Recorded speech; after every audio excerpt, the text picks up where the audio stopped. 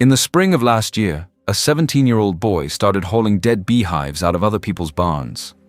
Rotted wood, mold, boxes infested with moths, collapsed by years of rain nobody bothered to keep off them. Every farmer who gave one up did it the same way, a shrug, a take it, good riddance. Nobody in Millbrook County thought twice about it. By the time the snow melted off the ridge that year, this boy had collected more than 40 of them, stacked in rows behind his family's equipment shed, like the frame of something enormous. Nobody could explain what he was building, including, if you'd asked him that spring, the boy himself. What happened over the next 12 months would change how an entire valley looked at the things it had already thrown away, and it started with a question almost nobody thought to ask. If you're the kind of person who believes ordinary people can rebuild extraordinary things out of what's already been given up on, subscribe and stay to the end. Tell us in the comments where you're watching from. We read every one. Millbrook County was 2 hours from the nearest interstate, ringed by dairy farms and orchards passed down 3 or 4 generations deep. Everybody's business was everybody's business, whether they wanted it that way or not. Caleb Voss had grown up on 40 acres of mixed pasture, doing chores before school and chores after. He wasn't the kid anyone singled out. Quiet, watchful. The kind of teenager who'd rather figure out how something worked than talk about it. Which made it strange that spring, when he started asking around about bees. It began at the feed store with a retired keeper named Harlan Petrie, whose hands had given out on him years before arthritis let him quit gracefully. Caleb didn't ask the questions people usually asked. He asked why a hive might die overnight, why the bees stopped bringing back pollen, what it actually meant when a colony went silent. Harlan talked for almost an hour, flattered mostly that anyone under 60 still cared. Then Caleb started collecting. Every abandoned hive in the valley had a story attached to collapse 2 winters back. Nobody had the heart to try again after a mystery die-off the extension office blamed on something they called colony collapse disorder.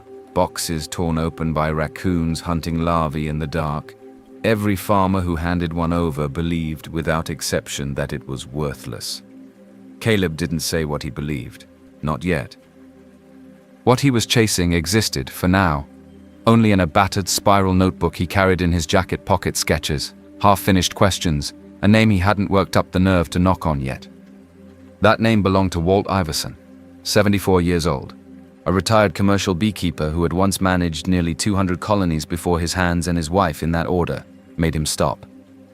Most kids in the valley were a little afraid of him. He didn't suffer fools. Caleb showed up at his door on a Saturday morning with a notebook and one question that had been eating at him for weeks. Was it possible to bring a dead hive back to life using bees from a healthier one? Walt looked at him a long moment. "Depends what killed it," he said.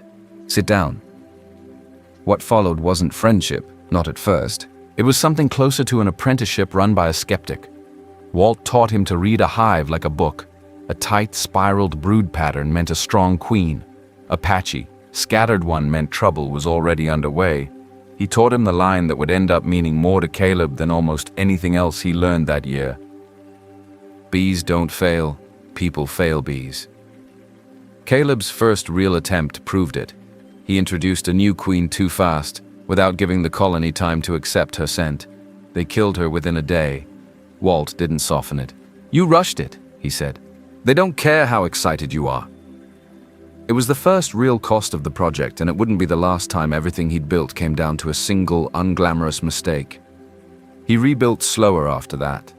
3 salvaged hives, patched and scorched clean with a torch, seeded with small starter colonies bought 2 counties over. By early summer, they were humming literally.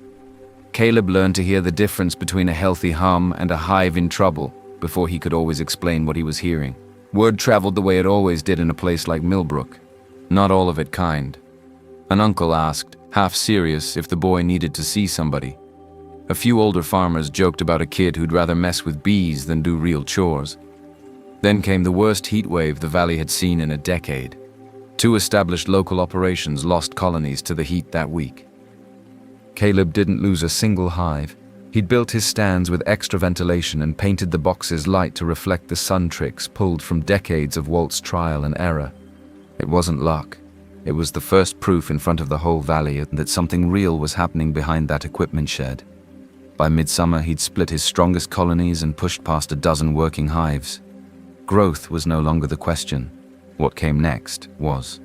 In early August, one of Caleb's proudest hives, one of the very first he'd brought back from nothing, started acting wrong. Fewer bees flying out. The ones that returned came back empty-legged, no pollen.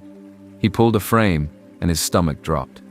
Instead of the tight, healthy spiral Walt had taught him to look for, he found scattered cells, sunken caps where there should have been smooth domes.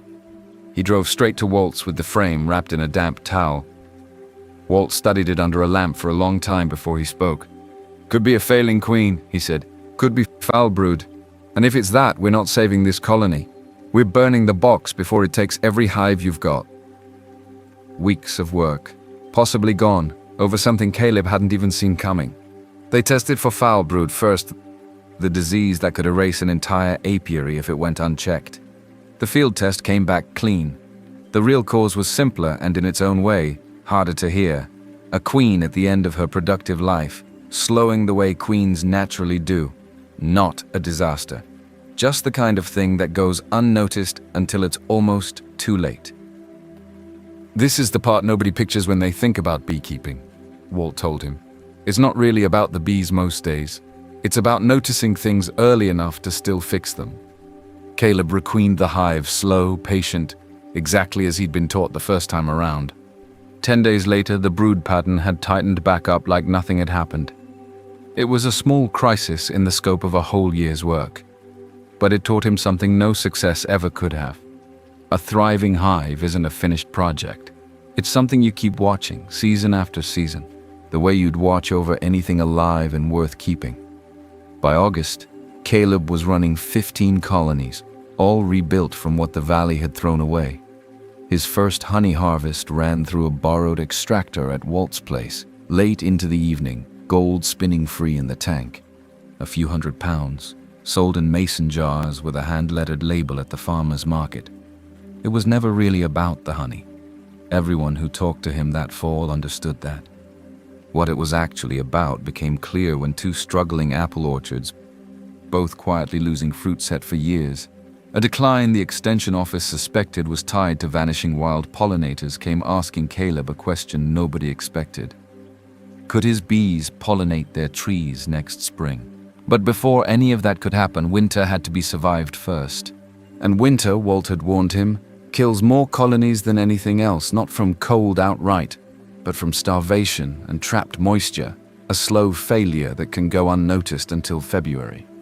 So in November, Caleb went through every hive by hand, weighing boxes for honey stores, wrapping insulation, cutting upper entrances so condensation could escape instead of pooling and chilling the cluster below, mouse guards on every entrance, because a warm hive in winter is an invitation. Then there was nothing left to do but wait. He checked the boxes every few weeks anyway, brushing off snow, pressing his ear to the wood, listening for a hum that meant the cluster was still alive. Some days the silence scared him more than any disease ever had. When the first warm days finally broke and Caleb pried open the first box, the colony was there, smaller, having burned through a hard season, but alive. The queen already laying a fresh ring of eggs at the center of the frame. Every single hive made it through that winter. Walt, who had lost colonies most years of his own career, even at his most careful, called it one of the best survival rates he'd seen out of a first-year operation. That spring, 8 of Caleb's strongest hives went to the Delilah orchard, the same farm that had given up on beekeeping after its own colonies collapsed years before. Old man Delilah watched the delivery with his arms crossed and said nothing.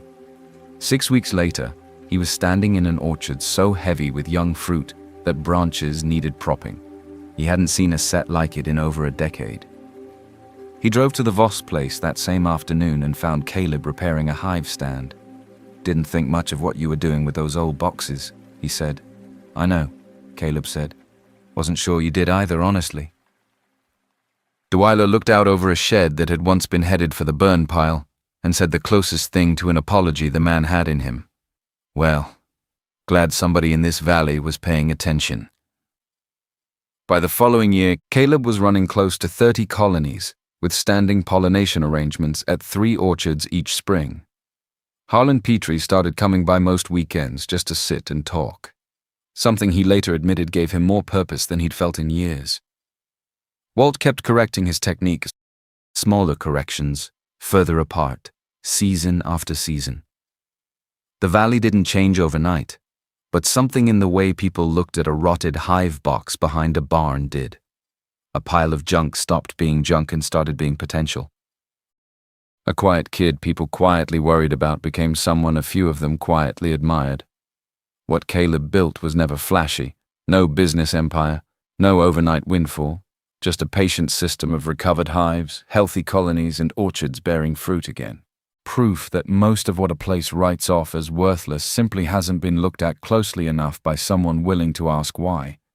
He still carries that same spiral notebook, 3 years of notes in it now instead of a handful of sketches, and every spring, when the orchards bloom and the hum of 40 rebuilt colonies fills the valley air, a few more people remember exactly why they used to doubt him, and exactly why they don't anymore.